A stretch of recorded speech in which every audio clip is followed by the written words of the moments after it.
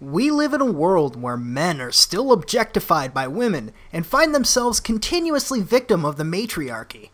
While there is still progress being made to make this an equal and safe place for everyone, we also still experience misandry on a day-to-day basis. Men are expected to be strong breadwinners for the family, to be in peak shape, and to be charming and caring when the time arises to mandate such behavior.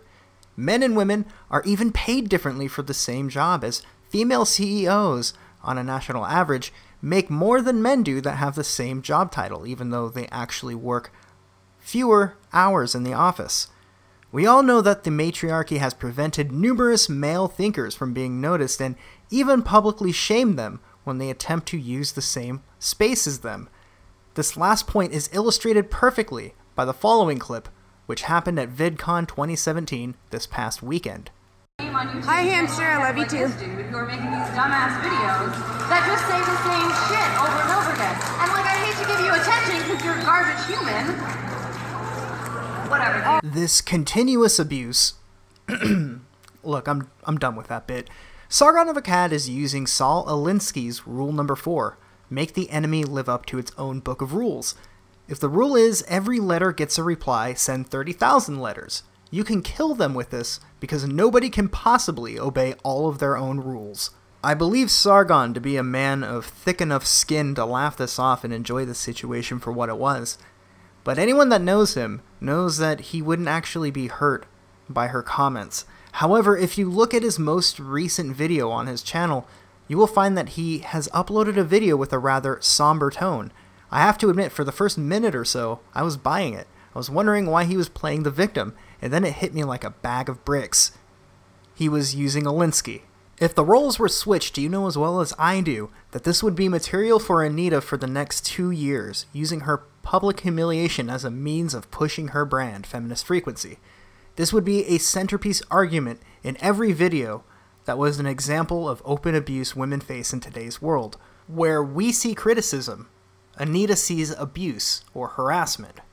Ironically, she did indeed break one of the codes of conduct for VidCon, as Sargon pointed out in his video. This would mean that if they do actually seek quality and fairness, they will do or say something about it.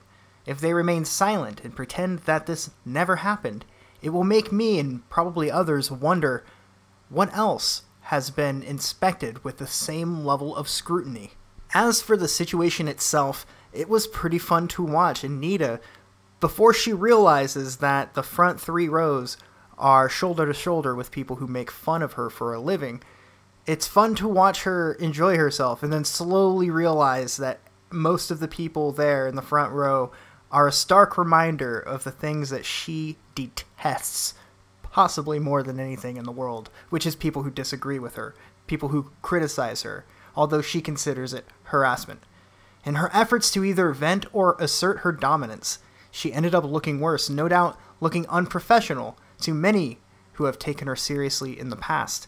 It was out of line, but if anyone can handle a few mean words, it's Sargon. While I am not a devout fan of his, I find myself aligned with him on a lot of issues, and his thoughts in his videos are very well fleshed out and very well communicated.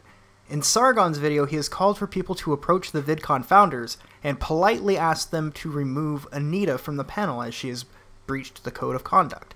We shall see, however. However this plays out, Sargon can't play the victim too much longer, can he? I would be impressed if he can. Also, following this incident, this situation, somebody had hacked Sargon's Twitter account again. And this person claims that they are not giving it back this time, so I don't know. I guess we'll find out, huh?